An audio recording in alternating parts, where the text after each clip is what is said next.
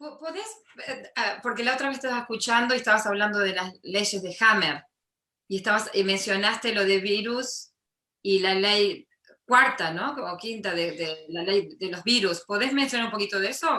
La cuarta ley que descubre este médico oncólogo alemán, que es el doctor Hammer, para hacer un panorama así muy rápido, en el año 1981, el doctor Hammer hizo un descubrimiento asombroso, es decir, por medio del análisis y la comparación de miles de escáneres cerebrales, junto con la historia clínica de sus pacientes, el doctor Hammer descubrió que cada enfermedad, desde un simple resfriado y hasta un cáncer, es iniciado por un shock emocional de conflicto inesperado. Hammer encontró que tal tipo de conflicto tan imprevisible como un enfado podría ser una preocupación imprevista, una separación inesperada, imprevista, un diagnóstico médico fatal, inesperado, una pérdida inesperada, etcétera, etcétera.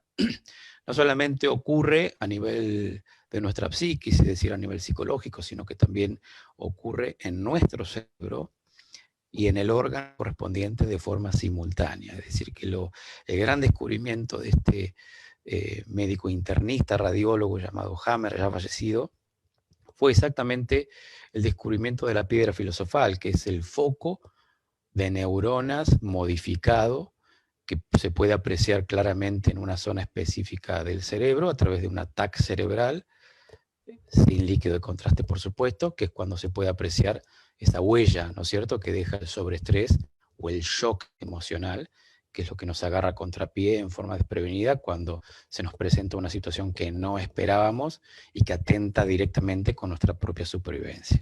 Ahí es cuando aparece la enfermedad, ¿no es cierto?, que es el programa biológico de supervivencia.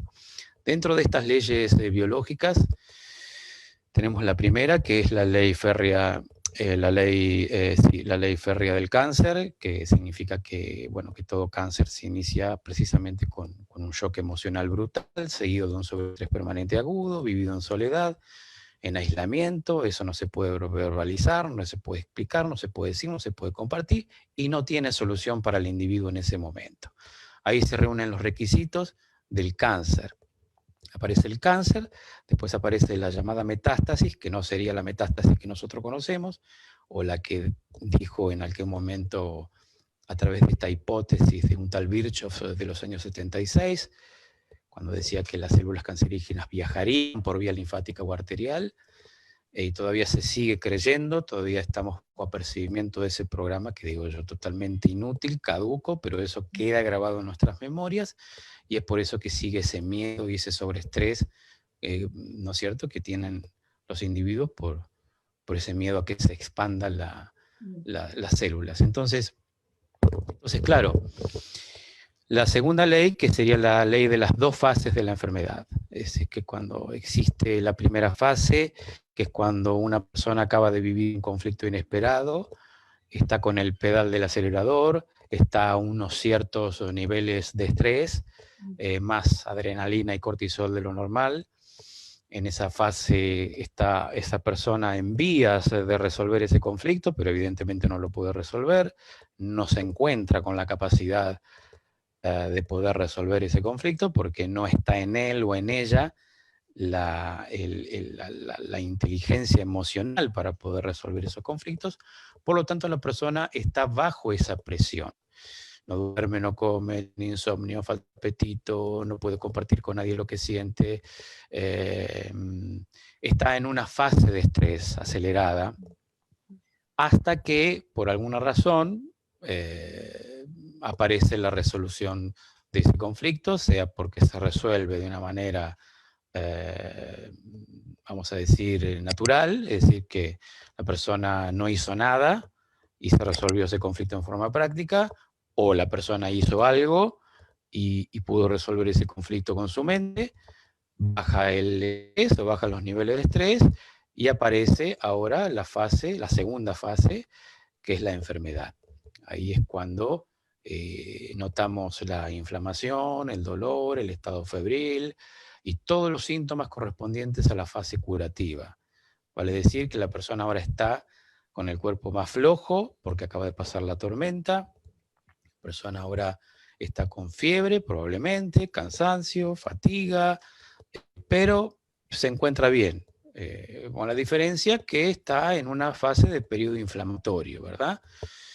Obviamente, esa persona no sabe que lo que está ocurriendo en su cuerpo es algo curativo, no sabe que esto tiene que ver con las leyes biológicas que son implacables y que el mensaje del cuerpo es clarito, está diciendo no te muevas, es hora de descansar, varios días vas a estar en esa etapa de observación, no hay que hacer estrés, menos con la enfermedad, porque la enfermedad viene a curar, ya sea cualquier tipo de enfermedad que sea. Entonces, si la persona lo comprende y es consciente de que su cuerpo está reparando, esa segunda fase es una fase corta, comienza y termina.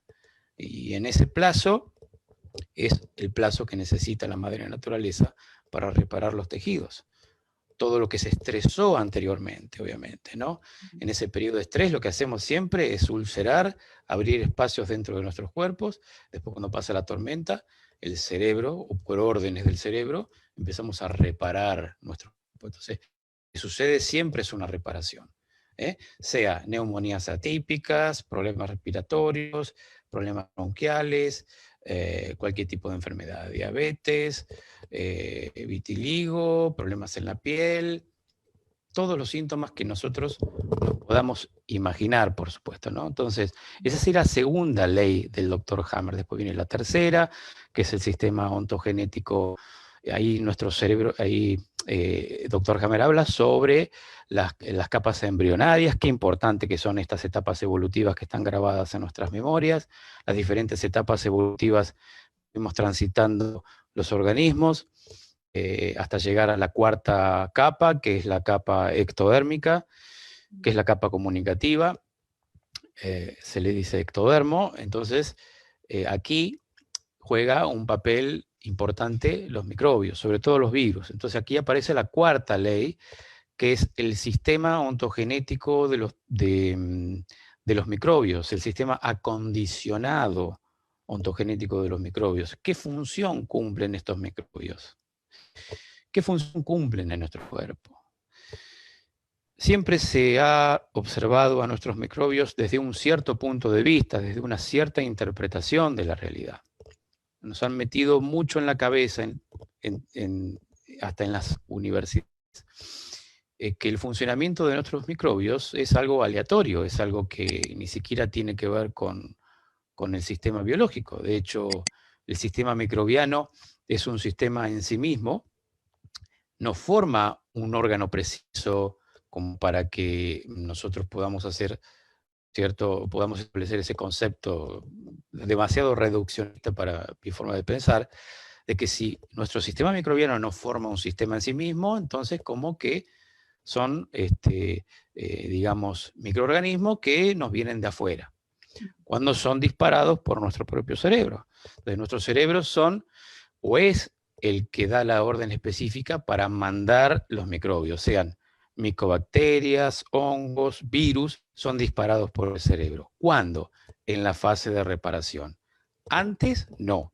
En la fase de estrés, cuando estamos viviendo un conflicto, sea un estrés de miedo, vamos a suponer, miedo a tener un virus mortal, ya es un estrés. Un estrés que si dura durante varios meses y después yo me aflojo, o de alguna manera se me está yendo el miedo y el cuerpo se afloja, es obvio que puede llegar a aparecer una neumonía. Esa neumonía es una fase reparativa de ese miedo que tuve durante muchos meses, gracias a los noticieros, a los medios de comunicación, que me han instalado en mi psiquis esa metáfora, ¿no es cierto?, del virus mortal que puede llegar a provocar alguna especie de complicación, ¿no es cierto?, en el cuerpo. Pero, lamentablemente, no se ha llegado, evidentemente, a un cierto estado de conciencia y de conocimiento como para desactivar, ¿no es cierto?, estos miedos masivos, críticos, que son colectivos, por supuesto, ¿no? Por eso digo que estamos viviendo una etapa muy, muy particular que ya se ha vivido anteriormente en años anteriores. Entonces, claro, el funcionamiento de estos virus no es lo que nosotros creemos o lo que nos han hecho creer. Entonces, claro, es muy difícil para ciertas personas poder dar vuelta o cambiar el punto de vista en relación con los microbios o los virus, porque encima nosotros, o la mayoría de la gente, no son especialistas ni médicos como para saber cuál es el funcionamiento de nuestros microbios. Es decir, ninguna persona está obligada a saber cómo funciona este sistema microbiano, porque es algo que ya está, digamos, implícito en nuestro cuerpo desde la noche de los tiempos. Entonces, claro, empezamos a darnos cuenta que al no tener esta información científica, pueden hacer con nosotros lo que ellos quieran. Cuando digo ellos, me refiero a los que están detrás de los gobiernos, por supuesto, ¿no? Que esto lo que estoy diciendo no es nada del otro mundo. Sí, lo venimos hablando en el programa. El otro día tuvimos a Alex García de Pandora, del programa Pandora de España, y lo venimos hablando tranquilamente de estos temas porque es importante que empecemos a pensar, ¿no? Que empecemos a pensar y a cuestionar, que no hay nada malo con cuestionar. Es hora de empezarnos a cuestionar cosas, ¿no? No, no hay nada de malo en cuestionar ni tampoco empezar a hablar, o lo que uno piensa o lo que uno siente, de acuerdo a la experiencia que tiene cada uno, por supuesto, o decir lo que uno piensa y lo que uno siente. De eso se trata, ¿no? Decir lo que uno siente y piensa en estos tiempos de mucha censura.